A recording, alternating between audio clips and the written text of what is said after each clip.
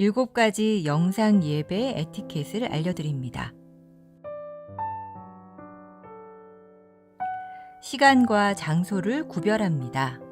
하나님께서 말씀으로 임하시는 거룩한 시간입니다. 일상을 잠시 중단하고 예배를 위한 시간을 구별하여 조용한 장소로 이동합니다.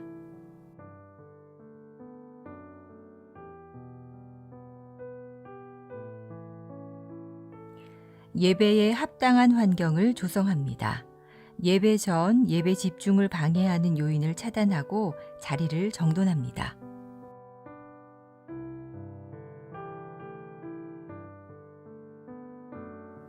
하나님께 마음을 모으고 성령님의 임재를 청합니다.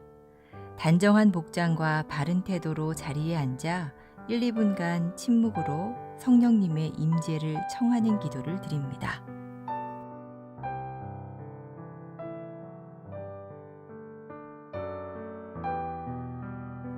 예배에 온전히 집중합니다. 예배 시작부터 마칠 때까지 주변의 일들에 반응하지 않도록 합니다.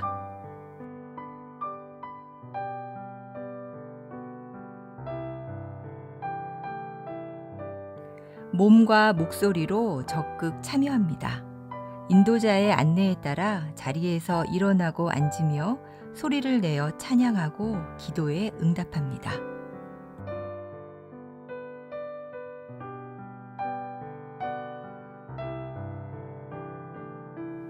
헌금은 온라인 계좌를 통해 봉헌하도록 합니다. 예배의 정신을 살리기 위해 작은 접시를 준비하여 헌금을 그곳에 올리도록 하고 예배 후 모아서 교회 계좌로 송금합니다.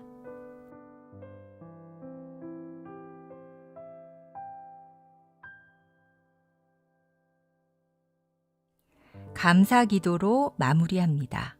축도 후 피아노 후주로 1, 2분간 하나님의 말씀과 임재에 감사하는 기도로 예배를 마무리합니다.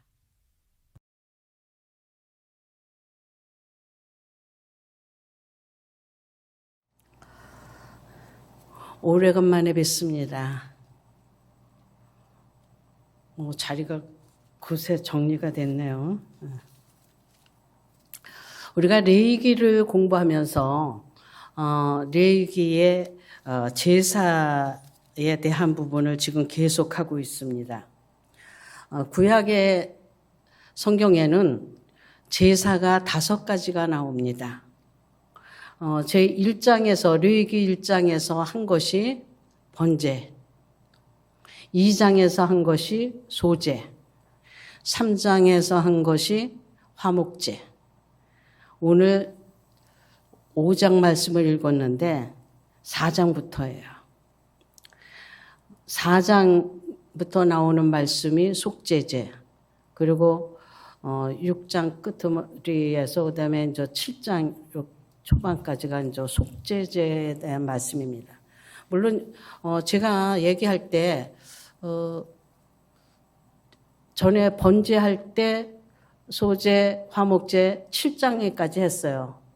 왜 했냐면 그쪽에 제사장에 대한 얘기로 제사장이 담당해야 하고 알아야 될, 그리고 제사장한테 돌아가야 될 부분이 그곳에 있기 때문에 7장까지 같이 섞어서 했습니다. 오늘도 똑같습니다.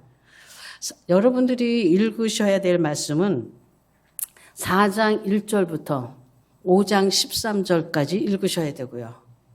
6장 24절부터 30절까지 말씀입니다. 6장 24절부터 30절까지는 제사장에 대한 말씀이에요. 그 속죄제물 드려진 것에 대한 속죄제물에 대한 드려진 것입니다. 우리가 이 5대 제사를 잘 알으면, 그리고 절기에 대한 것을 잘 알면, 여러분 얼마나 우리가 지금 은혜 가운데 살고 하나님의 그 측량할 수 없는 사랑과 그 은혜의 그 깊이, 높이, 넓이, 너무 우리가 가까이 가지 못하고 알지 못하는 부분에 대해서 마음에 조금 죄송스럽고 부끄럽게 되고 아마 더 깊이 주님과 가까이 가고자 하는 갈망, 소망이 여러분에게 생겨지기를 주님의 이름으로 부탁드리고 축원합니다. 사실 우리가 온전히 번제로 드려지기만 하면 우리는 속죄제까지도 오지가 않을 거예요. 번제가 온전히 하나님 앞에 나를 불살라서 드리는, 계속 얘기를 하지만 제물과 나는 하나예요. 내가 제물이에요. 그래서 내가 하나님 앞에 드려지는 겁니다. 제물이 껍데기가 벗겨지고 각이 떠여지고 불타지는 거 내가 그려지는 거예요. 그래서 1장에서 번제를 드릴 때 여러분들에게 조금 자세하게 제사장이 하는 부분, 제사 드리는 자가 하는 부분을 나눠서 했어요. 제사장이 하는 일은 갖다 번제단에 올려놓고 번제물을 태우는 일과 피를 성소에 가져가고 그래서 뿌리고 바르고 버리는 그 일밖에 없어요. 그리고 하나님이 주시는 거 먹는 거예요. 여러분 여기서 지금 예배를 드리는데 우리 목사들이 와서 여기 와서 있고 여러분들은 해요. 그러니까 일어서는 부분은 함께 하는 거고 앉은 데는 그냥 듣기만 하는 거구나. 아닙니다. 지금 구약의 제사가 지금 여러분들이 드리는 이 예배입니다. 어떻게 해야 돼요? 여러분이 직접적으로 적극적으로 참여를 하는 겁니다. 말씀을 받아서 듣기만 하고 먹기만 한다? 아닙니다. 그 말씀이 여러분의 삶의 실제가 돼야 됩니다. 사라지는 말씀이 돼야 돼요. 그래서 말씀을 생명의 말씀이라고 얘기를 하는 거고 예수님께서 뭐라 그래요? 생명의 떡이다. 사는 거예요. 번제, 온전히 하나님 앞에 나를 드려서 나를 드리는 겁니다. 우리는 하나님과 우리와의 관계라고 그래요. 관계. 맺어져요. 이스라엘 백성과 하나님은 어떤 관계였냐? 애굽의 노예에서 그들을 구원해신 구원주예요. 해방시켜 주신 분이에요. 그래서 그들을 하나님께서 시내산에서 언약을 맺었어요. 나는 너의 하나님이 되고 너는 내 백성이 되고 나는 너의 아버지가 되고 너는 나의 아들이 되고 너는 나의 제사장이 돼. 나는 네 하나님이 되겠다. 너는 나의 가장 소중한 보배라. 그리고 관계, 언약, 법으로 맺어진 관계가 됐습니다. 이 관계는 우리들에게 오늘날 하나님과 우리와의 관계를 맺기죠. 하나님이 우리를 구속하셔서 당신의 보혈로 피로 우리를 사셔서 당신의 아들의 생명으로 우리를 사셔서 우리를 하나님의 아들이 되게 하셨고 하나님이 우리의 아버지가 됐고 하나님이 우리의 왕, 우리는 그의 백성. 그런 관계 속에 있어요. 이 관계가 되면 아까 법을 주었다 그랬습니다. 법이 형성이 돼요. 다시 얘기하면 해야 할 것과 하지 말아야 할 일이 생깁니다.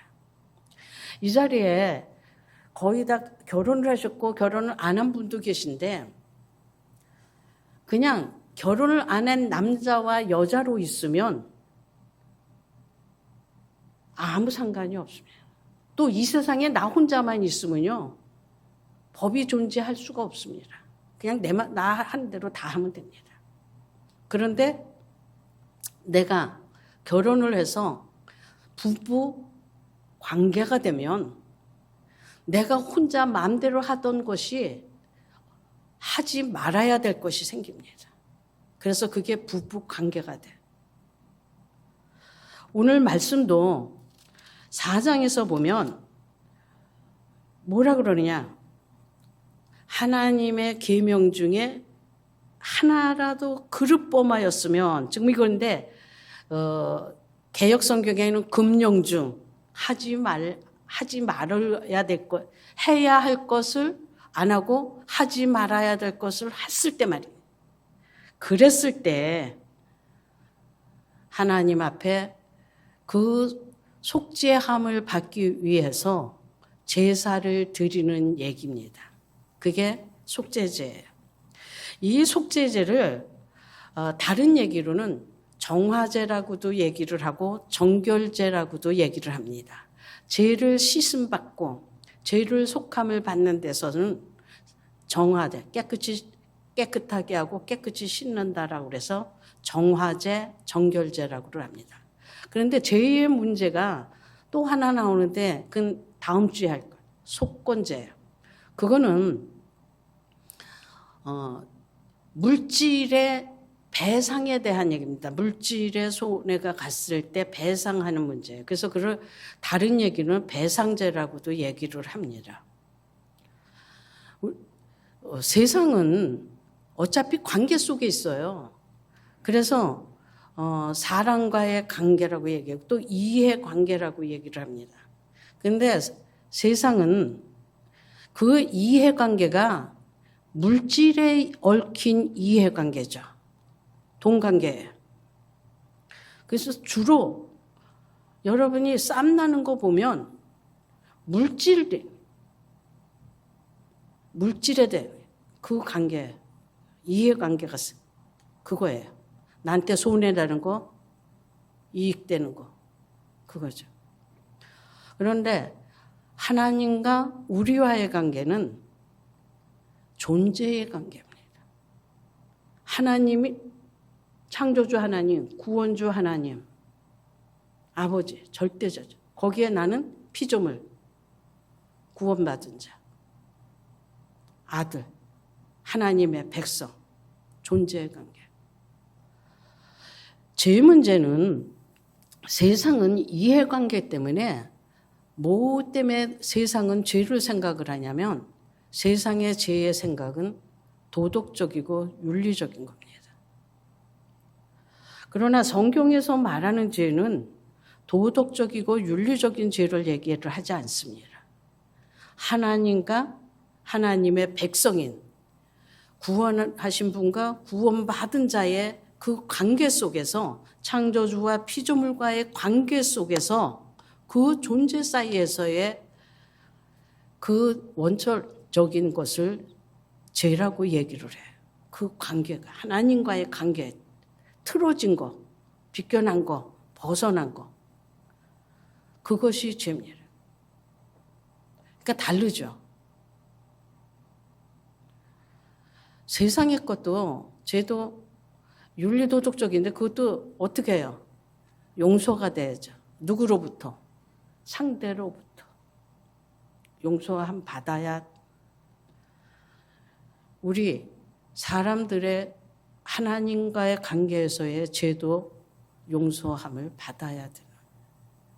근데 그 용서를 어떻게 받아야 되냐? 그 죄를 어떻게 속함을 받아야 되느냐? 그게 제사를 드림으로 내가 제물이 되어서 그분 앞에 나를 드려졌을 때 그 죄의 문제가 해결되는 것을 오늘 성서에서 얘기해 줬습니다. 여러분, 그건 누구하고도 똑같아요. 인간관계는. 내가 지금 김철 권사님 요 앞에 계신데 내가 김철 권사님한테 잘못했어요.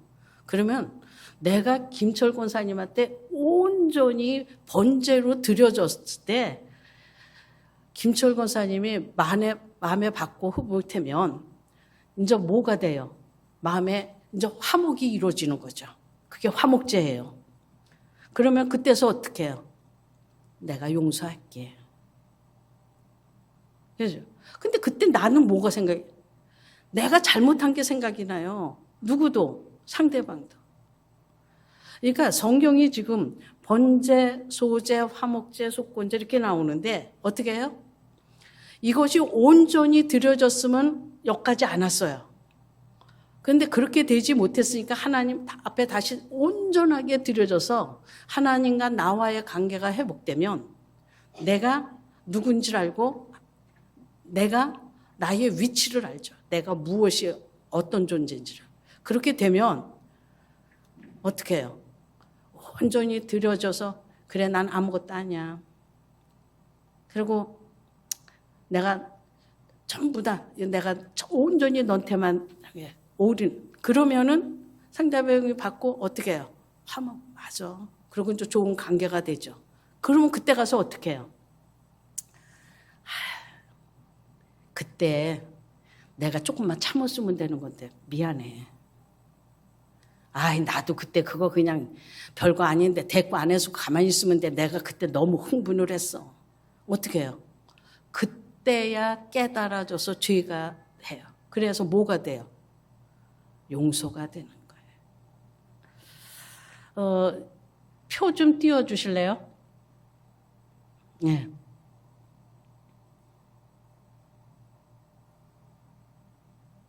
안 나왔죠? 아, 나왔어요. 저는 이렇게 뽑아왔어요. 이걸 여기다 주고, 왜냐면 저기가 안 보이니까. 요게 지금 어느, 책에서, 어느 목사님이 쓴 책에서 제가 요거 좋아갖고 제가 뽑았습니다. 이게 지금 속죄제 지금 4장부터 5장 13절까지 그리고 6장 24절에서 30절까지의 그냥 내용 요약이라고 보시면 돼요. 거기에 보면 신분, 재물, 피해 취급, 재단이 그다음에 남은 고기 처리에 대해서 이 남은 고기 처리에 대한 거는 지금 어느 쪽이겠어요? 6장 24절에서 30절까지에 들어있죠. 그런데 거기에 또 4장에서부터 조금 얘기가 들어있기도 합니다. 이 속죄제를 드리는데 등급이 나와요. 이제 거기 이제 그만 보시고 여러분들이 전에 들었던 거를 기억을 해주세요. 제가 전에 설교를 하면서 거룩에 등급이 있다 얘기를 했어요. 성소의 바깥들 성소, 지성소로 안으로 들어갈수록 아주 지극히 거룩하고 거룩하다. 그리고 바깥으로 나올수록 덜 거룩한 그런 얘기를 했어요. 그걸 여러분 조금 기억을 해주세요. 그게 왜 중요하냐? 죄가 미치는 영향이 또 그렇게 크기 때문에 그렇습니다. 여기 제사장, 회중, 족장, 평민, 어려운 사람들에 대한 얘기가 나와요. 근데 그걸 들으면서 뭐가 달라지냐? 재물의 사이즈가 달라집니다. 우리는 많은 사람들이 제가 이렇게 전도를 하다 보고 그래 보고 또 교회 나오는 분 중에도 더러 그러시는 분들이 계세요. 뭐라 그러냐면 나는 절에 가는 것보다 교회 가면은 돈이 안 드는 줄 알았는데 교회도 돈 없으면 못 다니겠어. 이래요. 하나님이 그렇게 가난한가요? 온 우주 만물이 당신 것이고 금도 내 것이요 은도 내 것이라고 하시는 그분이 온 만물의 창조자시요 주인 되시는 분이 가난해서 우리들의 돈을 필요로 하시겠느냐.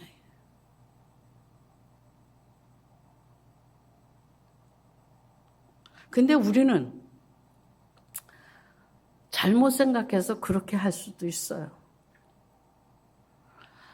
분명히 누구든지 주 예수 이름 부르면 어떻게 해요? 구원을 얻으리라 그랬습니다. 신약에만 그런 게 아니에요. 이사야 선지자가 뭐라 그럽니까? 돈 없는 자도 나와라. 목마른 자도 나와라. 다 주신다.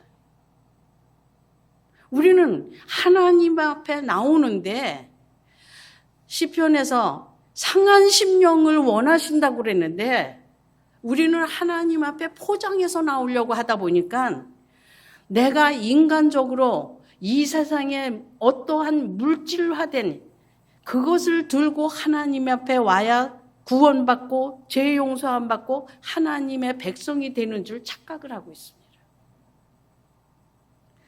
우리 하나님의 죄 용서는 신분에 상관이 없습니다. 빈부에 상관이 없습니다. 남녀에 상관이 없어요. 경제적인 차이에 상관이 없습니다. 누구든지 하나님 앞에 그 죄를 깨닫고 나오면 우리 하나님은 용서해 주세요. 그래서 그 신분에 따라서 죄의 경중에 따라 달라져요. 왜냐하면 죄의 아까 범위가 어디까지? 그 거룩의 가장 지극한 것까지 미칠 수 있기 때문에 그렇습니다. 제사장, 여러분이 보실 때 제사장하고 가로 대제사장이 저게요. 그분은 어디까지 들어갈 수 있느냐? 지성소까지 들어갈 수 있습니다. 가장 거룩한 곳이에요. 회중, 보통 회중은 그 바깥을 번제 다니는 데까지 들어가죠. 여러분들이 번제를 드릴 때 생각할 때 그 번제의 제물을 잡는데 누가 잡아요? 드리는 내가 잡아야 되잖아요. 그러니까 어제 그 번제단이 있는 그 뜰까지 내가 들어갈 수가 있습니다. 그러면은 평민이 어디까지 가요? 거기까지 가는 거예요. 그러면은 내가 죄를 잘 졌어요. 어디까지 오염이 돼요? 거기까지. 근데 족장이에요. 내가 그냥 여기서 동네 여기 장상동 여기만 왔다 갔다 하면 저는 별로 만나는 사람이 없어요. 그렇죠? 그러니까 죄가 질러야 여기서 여기예요. 그런데 오늘같이 목사로서 지금 예배를 임의를 하면은 제가 아침에 여기로 걸어 올라왔어요. 근데 올라올 때 제가 우리 집에서 나올 때 개미 한 마리를 밟아갖고 죽였어요. 몰라요, 나는.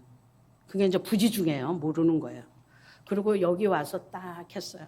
근데 오면서 내 옷이 의자도 닦고 내 발은 챙겨왔어요. 근데 그 다음에 오는 사람이 내가 밟은 자리를 또 밟았어요. 걸음을 글로 뛰었어요. 그리고 내가 지나오면서 얼떨결에 문도 두 손으로 밀었고 이 의자도 만졌고 피아노도 만졌고 옷도 das어요. 근데 다른 사람들이 또 문을 손을 댔어요. 오다가 옷깃이 닿았어요. 제가 닿은 자리에. 여러분들이 버스 타고 가는데 저와 똑같은 어떤 사람이 여기 오니까 진짜 바퀴벌레 있더라고. 바퀴벌레를 집에서 아침에 보고 출근하기 전에 보고 죽였어요. 쓰레기통에 놓고 그냥 갔는데 버스에 의자에 딱 앉아있어요. 내렸어. 근데 내가 타니까 그 자리가 비어서 앉았어요. 모르는 거잖아요. 그러면 어떻게 해요? 그 사람 부정했었다니까요. 그러니까 가는 데마다 다 부정해진 거예요. 근데 내가 일반인이면 부정해진 데가 죄로 오염된 데가 조금이지만 내가 높아지면은 어떻게 돼요? 제사장은 성소까지. 그럼 뭐예요? 다시 얘기하면 족장이면은 통장이에요. 지금 동해에서 뭐 이것도 전달해라 저것도 전달해라 주러 가요. 우리 집에도 오고 옆집에도 가고 밥집에도 가고 다 다녔어요. 그럼 어떻게 해요? 통장이 그랬으면 지금 통장 다 오염된 거예요. 범위가 넓어져요. 그러다 보니까 뭐가? 재물의 사이즈가 달라져요. 대통령이 범죄한 거하고요. 요 동행사무소의 제일 말단 직원이 범죄한 거고는 나라에 미치는 파장이 완전히 달랍니다. 동사무소의 말단 직원이 한 거는요. 우리 동사무소도 여기 동에서도 잘 몰라요. 그러고 그랬나 보다 말아요. 그런데 대통령이 그랬으면 온 나라뿐만 아니라 온 세계 그 파장이 넓어요. 그래갖고 이 재물 다르고 뭐가 달라요? 그 재물로 드리는 그 짐승의 피를 갖고 가서 바르는 범위까지 다 달라지는 거예요. 그 죄의 오염 때문에. 우리 하나님, 우리가 오늘 읽은 본문 말씀 거기를 보면 아주 어려워서 산비둘기 2마리도 못 드리고 집비둘기도 못 드리는 그런 어려운 사람이면 어떻게 해요? 밀가루 10분의 1 에바. 1 에바가 저게 얼마예요? 2.2리터. 그러면 양이 얼마큼 되는지 아시겠죠? 요게 500ml, 0.5리터. 그러니까는 누구든지 제 문제는 하나님 앞에 나올 수 있겠는 거예요. 다시 얘기하면 하나님의 은혜는 이 세상 어느 누구에게도 하나님 앞에 나오는 자는 해결받지 못할 자가 없어요. 물론 나중에 이제 보면 10장에 나답 아비후 같이 그런 거가 그 하나님이 직접 아주 손대시는 경우 큰 죄 저기에서 하나님 앞에 직접 저기에서 그런 거 한두 개 외에는 모든 죄는 하나님의 은혜로 용서함이 받고 사해진다고 하는 것을 우리에게 주시는 거예요. 그러니까 구원 예수 그리스도를 믿지 못하고 주로 고백하지 못하는 것, 그건 뭐예요? 하나님의 은혜, 하나님의 손이 짧고 모자라서 그러는 것이 아니라 그 심령이 뭐예요? 양심에 화인 맞았기 때문에 그런 거죠. 완악해서 하나님 앞에 나오지를 않는 거예요. 그래서 해결이 안 되는 거예요. 우리가 1장에서 3장까지는 그 번제, 소제, 화목제 여기는 하나님 앞에 향기로 올려드린다라고 주로 나와요. 그래서 그 제물은 하나님 앞에 선물이고 예물입니다. 그런데 지금 4장에서 6장 속죄제, 속건제는 속죄하다, 용서받는다가 주 내용이에요. 왜? 범죄한 것 사함받는 얘기이기 때문에 그렇습니다. 우리가 4장부터 한번 보겠습니다. 4장 2절부터 보겠습니다. 이스라엘 자손에게 말하여 이르라. 누구든지 여호와의 계명 중 하나라도 그릇 범하였으되 만일 기름 부음을 받은 제사장이 그래요. 제사장이 범죄하여 백성의 허물이 되었으면 제사장은 여러분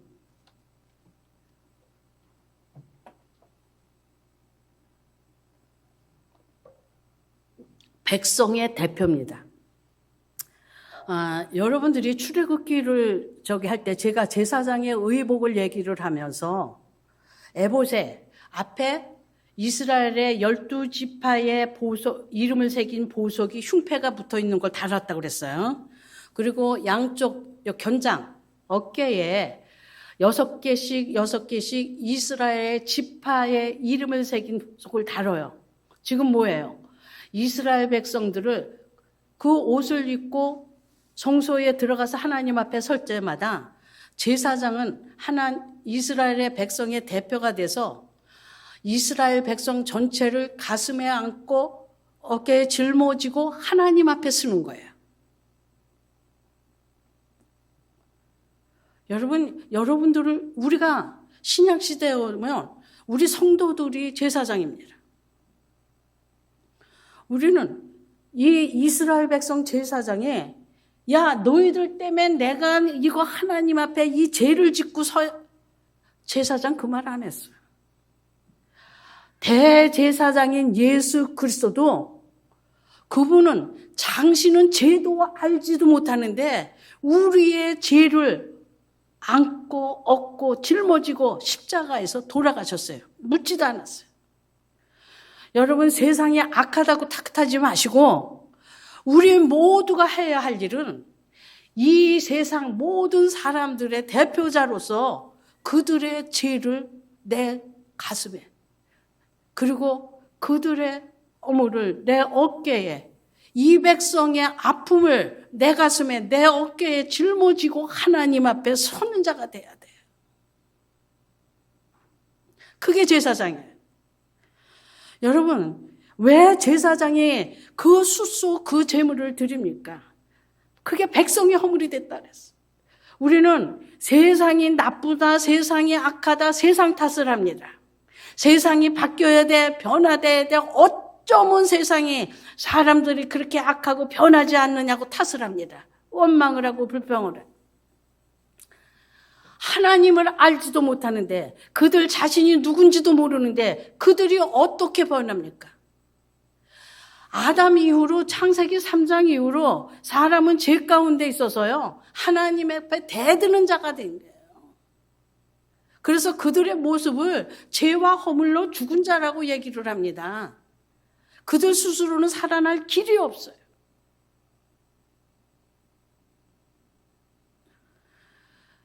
누가 살립니까? 여러분, 제사장인 우리가 하나님 앞에 서서 나의 허물을, 백성의 허물을 들고 나가서 내가 제물이 되어졌을 때, 내가 바뀌어졌을 때 세상이 그 주님의 거룩함이, 주의 은혜가, 주의 사랑이, 주의 능력이 흘러가게 돼. 세상을 바꾸는 거는 저와 여러분으로 흘러가는 그 역사 속에 은혜 속에서 바꿔지는 거지 세상이 먼저 바꿔질 수는 없어요.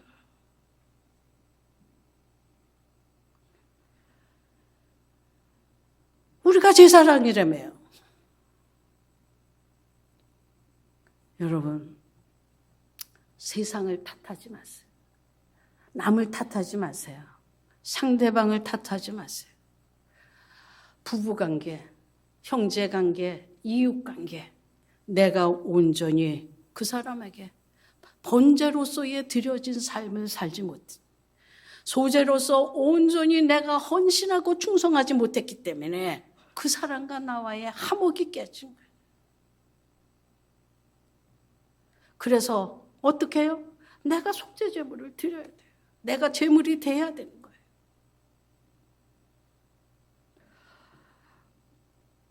제사장이 그렇게 했고요. 그 다음에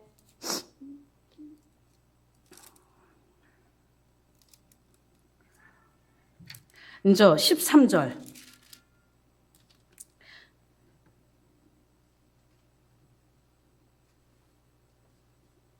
13절에 보면 이스라엘의 온 회중이 하나님 앞에 범죄했을 때 그때도 수송아지를 드려요. 14절에. 그 다음에 22절에 만일 족장입니다. 그럴 때 23절에 보면 그가 범한 죄를 누가 그에게 깨우쳐 주면 그는 흠없는 순념소를 드립니다. 그 다음에 27절 만일 평민의 한 사람이 그러면 28절에 보면 뭐냐면 암염소를 누가 깨우쳐 주면 언제 암염소를 끌고 가요.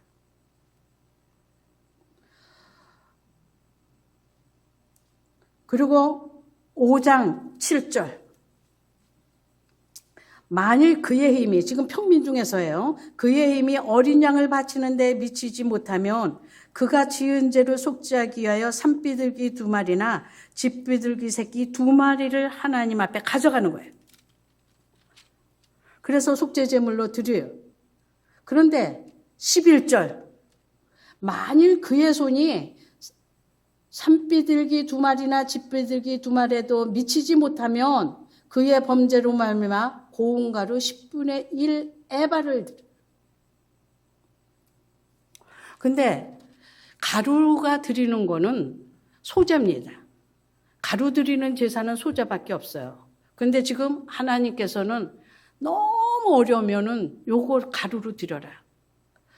소제는 하나님 앞에 기쁨으로 드리죠. 예물이 그 선물이에요. 그러나 여기는 속죄는 제물입니다. 절대 예물과 선물이 아닙니다. 그래서 여기에는 기름과 유황이 들어가지가 않아요. 물론 산비둘기, 집비둘기도 드릴 수 없을 정도로 어려울 사람이 기름을 산다거나 유황을 사기에는 너무 그것들은 가격이 비싸죠. 안 들어갑니다. 예물이 아니에요. 선물이 아니에요. 제물이 돼요. 그런데 중요한 게 말씀이 있어요. 뭐라 그래요? 깨달았습니다. 13절, 4장 13절을 같이 보겠습니다. 만일 이스라엘 온 회 중에 여호와의 계명 중 하나라도 부지중해 보여. 모르고 한 거예요. 근데 우리는 애들같이 똑같이 그래. 애들이 몰라서 그랬어요. 그러면 이게 모르는 게 말이 되냐? 여조건 너 저기 여조건 내가 말한 게 뭐로 들었냐? 그러면서 애들은 막 야단을 쳐요. 근데 우리는 뭐라 그래? 아, 내가 몰라서 그랬지. 알면 내가 그러겠어? 그리고 핑계를 대요. 그런데 여기 뭐예요? 부지 중에 모르고 그런 것도, 몰라서 그런 것도 죄예요. 여러분, 하나님 말씀 모른다. 자랑이 아니에요. 그것도 뭐예요? 죄라니까요.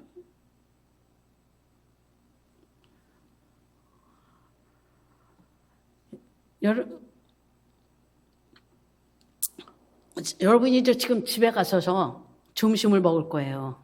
그런데 아주 맛있게 생겼어요. 근데 그게 요새 이 겨울에 왜 오늘같이 봄날씨냔 말이에요. 어저께같이 왜 봄날씨예요.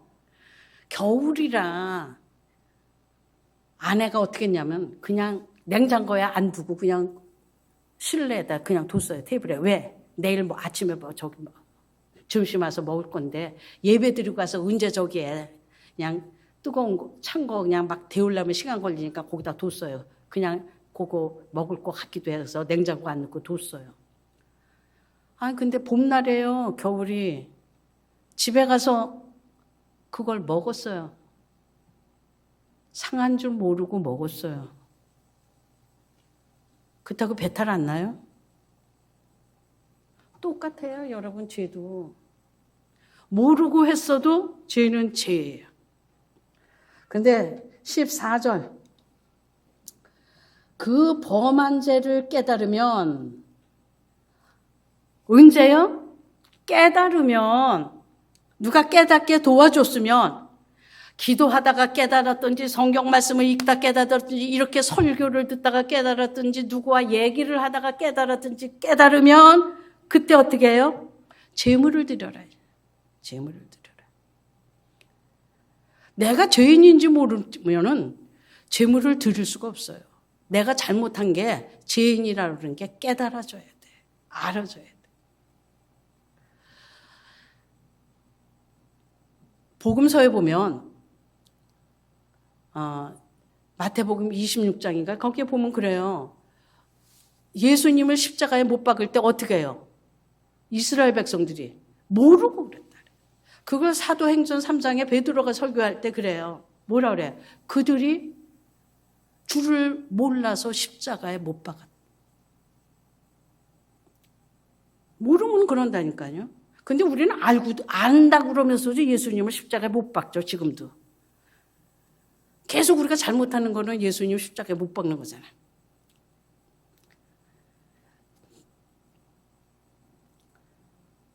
여러분, 사도 바울은요, 율법으로는 흠이 없는 자였어요. 율법으로는 흠이 없는 자인데, 다메섹 도상에서 가는 길에 그가 주님을 만납니다. 그러니까 그때 그가 뭐라고 그랬냐면, 니시옵니까? 주여 니시옵니까? 라고 하니까 뭐라고 그러냐? 나는 네가 핍박하는 주 예수다 이거예요. 그가 디모데전서 가면 뭐라고 그러냐면요. 내가 전에는 예수를 알지 못했던 그때는 예수의 해방자여 핍박자였다 그래요. 알지 못했던데. 그래 깨달으니까 어떻게 해요? 복음의 전도자로 바꿔줬어요. 그리고 온전히 그 자신을 들여서 헌신의 삶을 살아요. 번제의 삶을 살고 소제의 삶을 살고 사람들을 당신이 문제가 해결되니까 하나님과 화목해지니까 사람들을 복음을 전하면서 하나님과 화목해하는 그 길을 인도를 해요. 죽을 뻔한 고비를 수도 없이 넘기고 핍박을 수도 없이 넘기면서 그가 한 게 뭐예요? 저들이 알지 못해서 하니까 그대로 자기가 당하고 가요. 하나님 앞에 돌려드리는 길을 가죠. 베드로요. 그는 고기 잡는 어부였습니다. 그런데 어느 날 주님을 만나게 됐어요.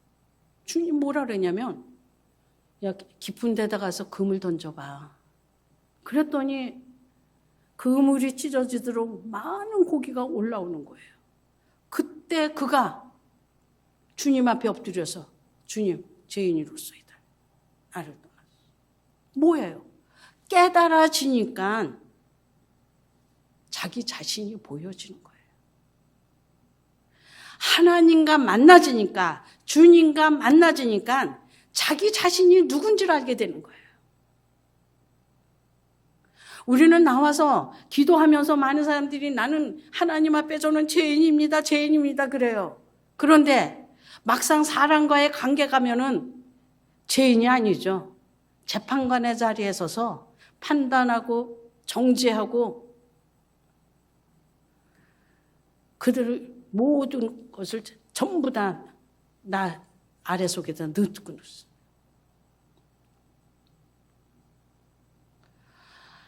하나님을 정말 만났다면 그게 뭐예요? 빛비침을 받고 깨달아졌다면 지금 내가 빛 속에 거한 자라고 하면은 내 안에 거짓이 없어야죠. 진실이 있어요. 깨달아지는 거예요. 내 모습이. 누구도 정죄하지 않아요. 누구도 판단하지 않아요. 누구와도 싸울 수가 없습니다. 왜 싸워요? 내가 누군지 모르니까. 번제로 드려졌을 때 하나님 앞에 번제로 드려진 자 나는 죄예요. 아무것도 없습니다. 죄예요. 나싱 아무것도 아니에요.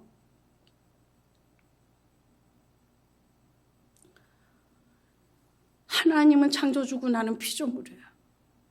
나는 죄와 허물로 죽어든다는데 하나님의 은혜로 살린 자예요. 그런 내가 무엇을 내세워서 옳고 그름을 얘기를 하며 싸우겠냐고요. 하나님을 말로는 이론적으로는 알아서 하나님 앞에 서서 죄인입니다라고는 얘기를 하지만 정말 실제의 삶에서는 번제 제물이 되지 못하고 소제의 제물이 되지 못하니까 시끄러워져요. 여러분, 우리 주 예수 그리스도는 단번에 이 모든 문제를 해결하셨습니다. 제가 처음에 그랬습니다. 번제가 드려지면 여기까지 올 필요 없다. 여러분, 왜 단번 제사로 영원히 우리가 하나님 앞에 들어가는 지성소에 들어가는 그 일을 예수 그리스도가 하셨습니까? 십자가로 그분은 완전히 번제가 됐습니다. 하나님 앞에 온전히 불살라 자신을 드렸습니다. 그리고 온전히 하나님께만 충성하고 헌신하는 자, 하나님과의 관계를 세우는 화목제물이 됐고 우리의 죄를 짊어지시고 우리의 죄의 모든 문제를 해결하시고, 그래서 온전히 하나님 앞에 드려지면 번제, 소제, 화목제, 속제제 한꺼번에 다 되는 거예요. 여러분, 여러분의 삶에 힘듭니까? 왜 힘이 들어요? 그래도 내가 나가는 게 왜 나옵니까? 여러분, 나무를 갖다가 태우면은요, 타다 마르면은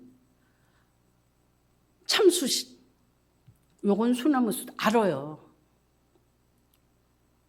그래서 참수시 더 좋다 그러게 되고 막 그런 얘기가 나와요. 그런데 온전히 다 없어지면요, 소나무 젠지 참나무 젠지 몰라요. 죽은 자인데 지금 아무리 코로나가 극성이라도 확진자가 내 옆에 있으면 영향을 안 준다니까요. 나지 다른 사람이 아니에요. 여러분이 하나님을 만나시길 바랍니다. 여러분이 하나님을 만나세요. 날마다 빛 가운데 있으세요. 하나님 앞에 쓰세요. 여러분, 그러면은 힘든 거 없어요. 힘든 거 없습니다. 하나님은 우리에게 이 세상에 어느 누구도 빼앗아갈 수 없는 평강을 줬다 그랬어요. 그거는 뭐예요? 환경이나 어떤 문제로 흔들려진다는 것이 아니에요. 왜 흔들려집니까? 내가 원하고 쟁취하고 이루고자 하는 것이 안 되니까 평강이 흔들려지고 힘들고 어려운 거예요. 물론 요새 같은 때 여러분이 힘든 거 압니다. 어려운 거 압니다. 때로 여러분들 보고 삶을 보면 정말 존경스럽다고 하는 분들이 계십니다. 너무 열심히 주어진 환경 속에서 사시는 것을 보면. 여러분, 우리 주님이 여러분과 함께 계십니다. 여러분, 주님의 비단에 여러분 들어오시면 여러분 안에 있는 모든 어둠은 저절로 물러갑니다. 내가 발버둥 쳐서 어둠이 물러가는 것이 아니라 지가 저절로 없어져요. 내 마음의 어두운 그림자는, 내 마음에 생각했던 모든 문제는 여러분 사라집니다. 주님 안에 거하시길 바랍니다. 말씀과 가까이 하시기를 바랍니다. 이 죄의 문제는 관계예요. 그래서 하나님과 나와의 관계가 해결됐듯이 사람과 사람 관계 해결돼야 됩니다. 여러분, 먼저 번제가 됐어요. 여러분 자신이 속죄 제물이 되시기를 바랍니다. 그럴 때 여러분에게는 뭐예요? 하나님이 이루고 시자는 그 제사장에 여러분으로 여러분 가정에 그리고 이 사회가 하나님 나라가 온전하게 이루어질 줄 믿습니다. 평강이 될 줄 믿습니다. 히브리서 13장을 갖고 말씀을 마치려고 합니다. 히브리서 13장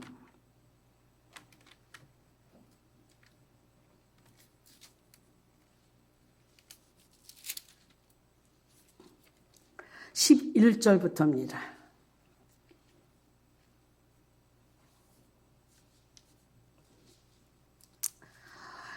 이는 죄를 이유한 짐승의 피는 대제사장이 가지고 성소에 들어가고, 지금 속죄제를 얘기를 하는 겁니다.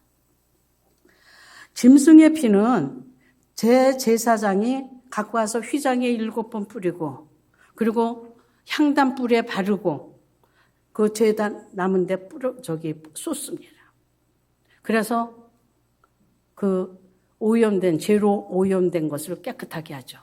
그런데 이 속죄제는 우리가 레위기 16장에 가면 대속죄일이 나오거든요. 1년에 한 번씩 온 국민 이스라엘을 위해서 대속죄일을 한 번 정해요. 그러니까 기간이 얼마예요? 속죄 기간이 1년. 길어야 1년이에요. 예수 그리스도로 말미암아 저와 여러분의 죄는 깨끗이 씻어졌습니다. 우리를 의인이라고 그래요. 하나님이 우리를 보고 너 죄인이라고 말씀 안 하십니다. 의인이라고 그럽니다. 하나님이 나한테 죄를 묻지 않는데 우리가 나가서 누구의 죄를 묻겠습니까? 하나님이 나를 보고 의인이라고 얘기를 여겨주시는데 내가 나가서 세상에 누구를 판단하고 비판하고 정죄하겠습니까? 우리 그럴 권한 없습니다. 여러분은 의인이요. 하나님의 제사장입니다. 다만 우리가 할 일은 우리 그들을 안고 하나님 앞에 서는 것밖에 없습니다. 여러분, 그 일을 위해 여러분들을 부르셨고 지금 이 어려운 세상에 여러분들을 세워주신지를 믿으시길 바랍니다. 그런데 그러고 난 다음에 어떻게 해요? 그 육체는 영문 밖에 불사름이라. 지금 그 이거 다 바깥에 나가서 사르거든요. 예수님이 죽으신 곳이 어디예요? 영문 밖, 예루살렘 성문 밖, 골고다 언덕. 거기서 돌아가셨어요. 12절. 이제 요거는 12절은 예수 그리스도에 대한 겁니다. 그러므로 예수도 자기 피로써 백성을 거룩하게 하려고 성문 밖에서 고난을 받으셨느니라. 죄도 알지도 못하시는 분이 죄가 되어서 죽으셔서 우리를 하나님의 자녀로 만드셨습니다.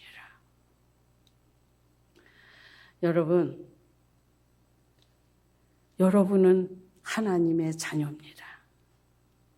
여러분은 이미 거룩하게 된 성도라고 일컬어지는 사람들입니다.